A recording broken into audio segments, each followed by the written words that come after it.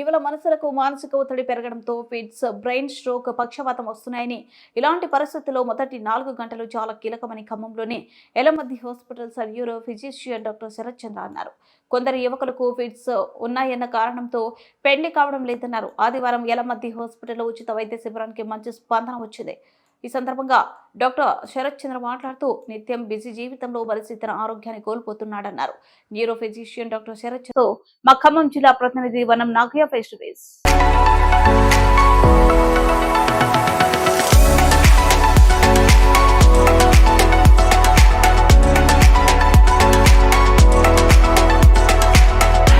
మారుతున్న జీవన ప్రమాణాల్లో భాగంగా మానవుడు ప్రతి క్షణం కూడా బిజీ జీవితాన్ని ప్రారంభించి ఉదయం నుంచి సాయంత్రం వరకు ఒక్క క్షణం తీరిక లేకుండా తన విధి నిర్వహణలో తన యొక్క దినచర్య కార్యక్రమాల్లో పాల్గొంటున్నాడు.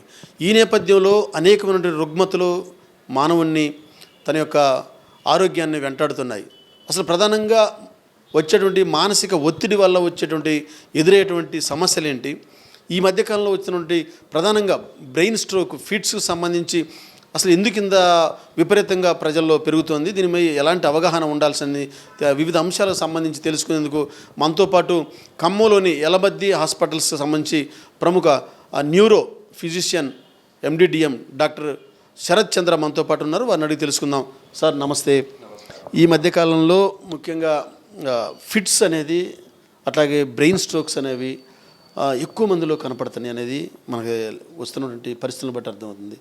ఒక ఎండిడిఎం న్యూరో ఫిజిషియన్గా మీరు ఈ విషయానికి సంబంధించి ఏం చెప్తారు అసలు ముఖ్యంగా?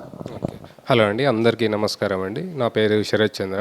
నేను కన్సల్టెంట్ న్యూరో ఫిజిషియన్గా ఎలమద్ది హాస్పిటల్స్ ఖమ్మంలో పనిచేస్తున్నానండి. సో ఇవాళ ఏంటి అంటే ఇవాళ మనకి స్పెషల్గా మన న్యూరాలజీకి సంబంధించి ఇవాళ నేషనల్ ఎపిలెప్సీ డే అంటారండి. ఎపిలెప్సీ అంటే మనకి ఫిట్స్, మూర్ఛ వ్యాధికి సంబంధించిన ఆ జబ్బుని మనం న్యూరాలజీ భాషలో మెడికల్ టెర్మినాలజీలో ఎపిలెప్సీ అంటాం. So national epilepsy day.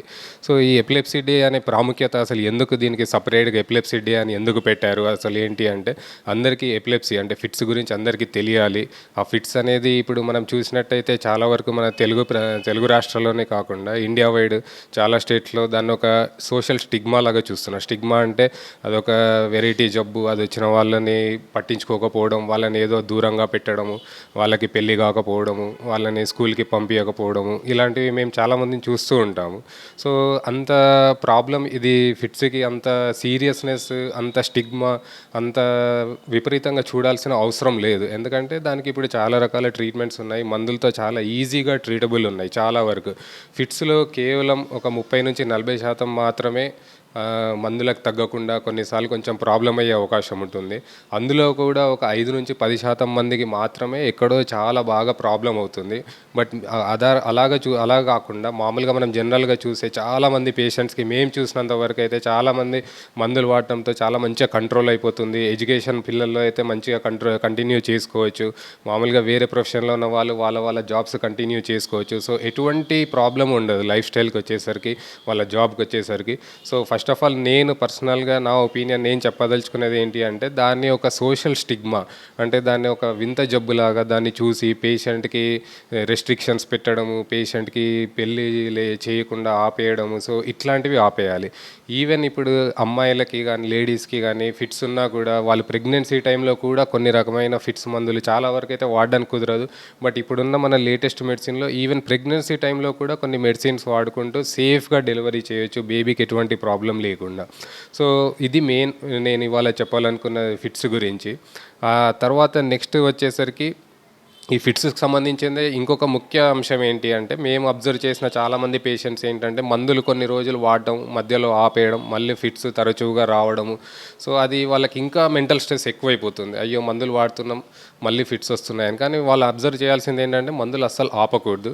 Regular 3 మంత్స్కి కానీ 6 మంత్స్కి కానీ డాక్టర్ని కలవాలి, న్యూరో ఫిజిషియన్ని, ఎంబడే మెడిసిన్స్ అవసరమైతే చేంజ్ చేసుకోవాలి.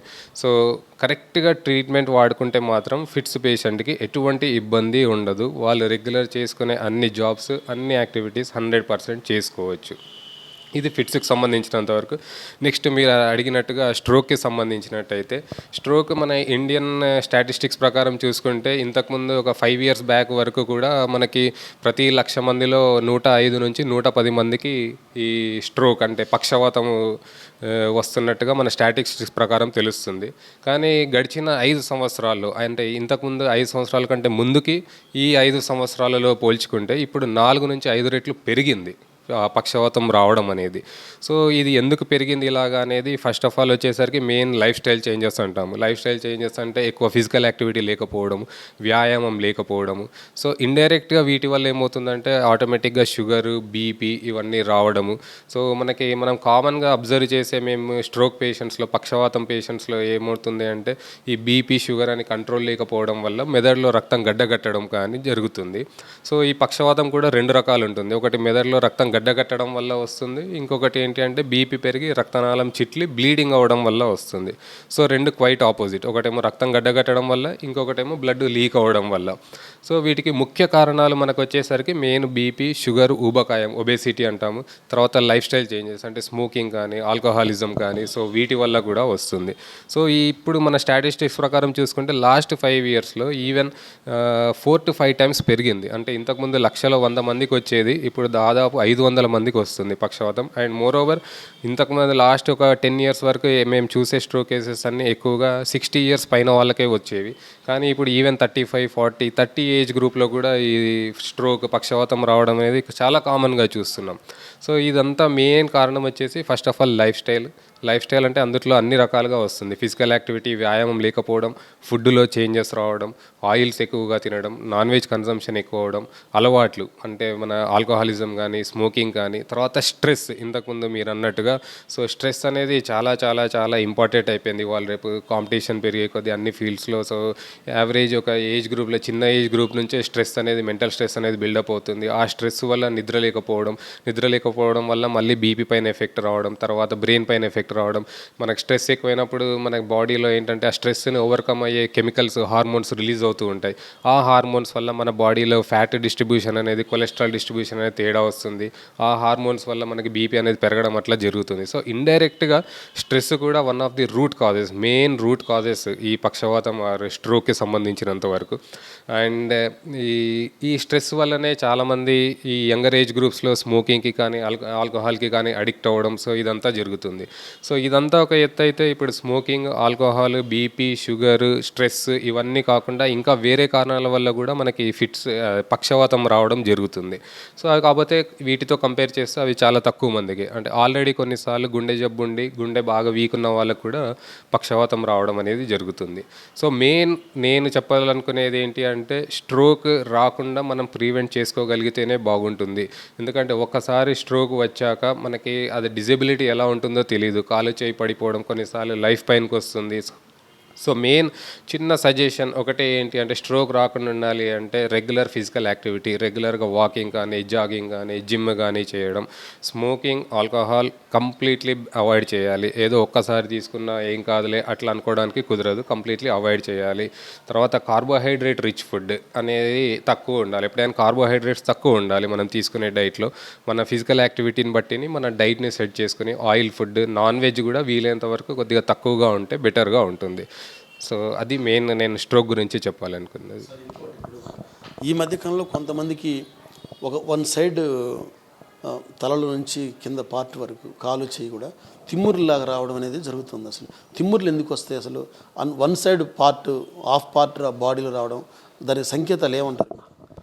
సో ఒక సైడ్కి తిమ్మిరి రావడం, మామూలుగా మనం పక్షవాతం చూసేవన్నీ చాలామంది మనం ఊర్లో చూసినట్టు కానీ, మామూలుగా కామన్గా మీరు ఇంట్లో చూడడం కానీ ఏం చూస్తుంటారంటే ఒక సైడ్ పని చేయకపోవడం అనేది చూస్తూ ఉంటారు. అంటే కాలు చేయి కంప్లీట్ లేవలేకపోవడం, ఇలాగే పడిపోయినట్టు ఉండడం. కానీ తిమ్మిరి రావడం, ఒకే వైపు తిమ్మిరి రావడం కూడా పక్షవాతానికి లక్షణమేనండి అది. సో మనకి మెదడులో చాలా భాగాలు ఉంటాయి. సో ఒక్కొక్క భాగంలో పక్షవాతం వస్తే ఒక్కొక్క రకంగా పేషెంట్కి మనకి సిమ్టమ్స్ అనేవి ఒక్కొక్కలాగా ఉంటాయి. మనకు కామన్గా వచ్చేది ఏంటంటే కాలు కాలు చేయి పడిపోవడం, అంటే బలం లేకపోవడం. కానీ ఒక రకమైన పక్షవాతంలో కాలు చేయి మొద్దుబారుతుంది, అంటే నడుస్తాడు, అన్నీ లేస్తాడు, చూస్తాడు, మంచిగా తిరుగుతాడు, చేయి పైకి ఎత్తుతాడు, కానీ స్పర్శ అనేది తక్కువ ఉంటుంది, లేదంటే కంటిన్యూగా తిమ్మిరి అనేది రైట్ సైడ్ ఫేస్ కానీ మొత్తం అంతా ఉంటుంది. సో అది కూడా ఒక పక్షవాతం లక్షణమే. అలా కాకుండా కొన్నిసార్లు మనకి మైగ్రేన్ హెడేక్స్ అంటాం. సో మైగ్రేన్ హెడేక్ ఉన్న వాళ్ళకి కూడా కొన్నిసార్లు సేమ్ ఇవే లక్షణాలు రావచ్చు. అంటే ఒకే వైపు లాగడం లాగా, ఒకే వైపు తిమ్మిరి వచ్చినట్టు, ఒకే వైపు మొద్దు బారినట్టు. కానీ మనకి ఇప్పుడు మైగ్రేనా ఇది లేకుంటే పక్షవాతమా అనేది మనం ఎట్లా తెలుసుకోవాలి అంటే, మైగ్రేన్ అనేది ఎలా ఉంటుందంటే ఇప్పుడు చాలా నెలల నుంచి కొంచెం రావడం, వచ్చినా కొద్దిసేపు ఉండడం, తగ్గిపోవడం అలా ఉంటుంది. కానీ ఈ పక్షవాతంకి సంబంధించింది ఎలా ఉంటుందంటే సడన్గా ఒకటే సెకండ్లో స్టార్ట్ అయిపోతుంది ఎమ్మడే. సో అది ఆ రెండింటికి డిఫరెన్షియేషన్. మనకి ఏదైనా ఒక లక్షణం సడన్గా డెవలప్ అవ్వడం, సడన్గా ఒక సైడ్ తిమ్మేరి, సడన్గా ఒక సైడ్ బలం తగ్గిపోవడం, సడన్గా కంటి చూపు తగ్గిపోవడం, సడన్గా రెండు కనిపించడం, సడన్గా మత్తుగా అయిపోవడం. సో ఇవన్నీ మనకి డేంజర్ సిగ్నల్స్, పక్షవాతం వచ్చినందుకు సంకేతాలు ఇవి. సో ఏదైనా సడన్గా డెవలప్ అయింది అంటే మాత్రం సడన్గా మూతి పీకపోవడం, సడన్గా మాట ఉండి నత్తి రావడం, కొందరు తినుకుంటేనే సడన్గా మాట నత్తి రావడం మనం గమనిస్తూ ఉంటాం. సో అట్లాంటివి ఏదైనా సడన్గా చేంజ్ రావడం ఉంటే అప్పుడు మనం ఎంబడే హాస్పిటల్కి వెళ్తే దానికి తగినట్టు ట్రీట్మెంట్ ఇవ్వచ్చు. ఇంకోటి ఏంటి అంటే ఇప్పుడున్న రీసెంట్ అడ్వాన్సెస్లో పక్షవాతం ఎప్పుడైతే డెవలప్ అవుతుందో, ఎప్పుడైతే సిమ్టమ్స్ లక్షణాలు మొదలవుతాయో మీరు ఎంత తొందరగా హాస్పిటల్కి రాగలిగితే అంత బెటర్. ఎందుకంటే ఇప్పుడు ఫస్ట్ 4 అవర్స్లో పక్షవాతం వచ్చిన వాళ్ళకి ఒక ఇంజెక్షన్ ఇస్తాం మామూలుగా. ఆ ఇంజెక్షన్ ఇవ్వడం వల్ల ఏంటంటే మెదడులో రక్తం గడ్డ అనేది తొందరగా కరిగిపోయి ఎంబడే పేషెంట్ చెయ్యి కాలు పవర్ ఇంప్రూవ్ అయిపోవడం అలా ఉంటుంది. కానీ ఆ ఇంజెక్షన్ మనకు ఫస్ట్ 4.5 అవర్స్లో మాత్రమే ఇవ్వడానికి వీలుంటుంది. ఒక్కసారి 4.5 గంటలు దాటితే మనం ఇవ్వలేం. సో ఇంకోటి ఏంటి అంటే మామూలుగా ఫస్ట్ కొన్నిసార్లు 4.5 గంటల తర్వాత కూడా వస్తారు కొందరు. సో సపోజ్ 6 అవర్స్కి వచ్చారనుకోండి, అప్పుడు ఏంటంటే మనం మన ఎంఆర్ఐ స్కాన్, మెదడుకి సంబంధించిన స్కాన్ చేసుకుని అందుట్లో రక్తనాళం పూడుకుపోయిందా లేదా చూస్తాం. సో ఒకవేళ రక్తనాళం పూడుకుపోయి ఉంటే దానికి మన బాడీలోకి మెదడులోకి వైర్ వేసి ఆ క్లాట్ అనేది బయటికి రిమూవ్ చేస్తారు. సో ఆ ఫెసిలిటీ ఉంటుంది. సో ఎప్పుడే కానీ పక్షవాతం లక్షణాలు ఏదైనా సరే, మాట దొరలడం కానీ, పేషెంట్ మత్తుగా పోవడం కానీ, కంటి చూపు తేవిట రావడం కానీ, ఒక సైడ్ మొద్దు బారడం, ఒక సైడ్ తిమ్మిరి రావడం, ఒక సైడ్ బలం తగ్గిపోవడం ఏదైనా అంటే మీరు as soon as possible within 3 to 4 hours హాస్పిటల్కి రీచ్ అవుతే ఎంబడే స్కాన్ చేసుకుని ఎంబడే మనం ఆ ఇంజెక్షన్ ఇచ్చినట్టయితే ఒక పేషెంట్, ఎందుకంటే ఒక్కసారి పక్షవాతం వచ్చి పేషెంట్ బెడ్ బౌండ్ అయ్యాడు, మంచం మీద నుంచి కదలట్లేదు అంటే అది పేషెంట్ ఫ్యామిలీకి చాలా ఇబ్బందికరం. సో దాన్ని మనం పొటెన్షియల్గా అవాయిడ్ చేయొచ్చు ఎంబడే మనం హాస్పిటల్కి రాగలిగితే. కొంతమంది దూర ప్రాంతాలు ఉంటారు, సిటీకి చాలా లాంగ్ ఉన్నటువంటి వాళ్ళు అసలు బ్రెయిన్ స్ట్రోక్ వచ్చే ముందు కనపడే ప్రాథమిక లక్షణాలు ఏంటి అసలు? సో ఇది చాలా మంచి క్వశ్చన్ అండి. ఎందుకంటే చాలామంది మనము ఊర్లో అవేర్నెస్ కొద్దిగా తక్కువ ఉంటుంది కాబట్టి. సో ఇందాక నేను చెప్పినట్టు పేషెంట్ చిన్నగా కొంచెం మాట తేడా వచ్చినా, కొంచెం నత్తి అనిపించినా, మాట కొంచెం దొర్లుతున్నా దాన్ని ఎంబడే మనం పసిగట్టాలి. ఏదో కొంచెం నిద్రమత్తులో ఉన్నాడేమో, అట్లా మాట్లాడాడేమో అని అట్లా అనుకోకూడదు.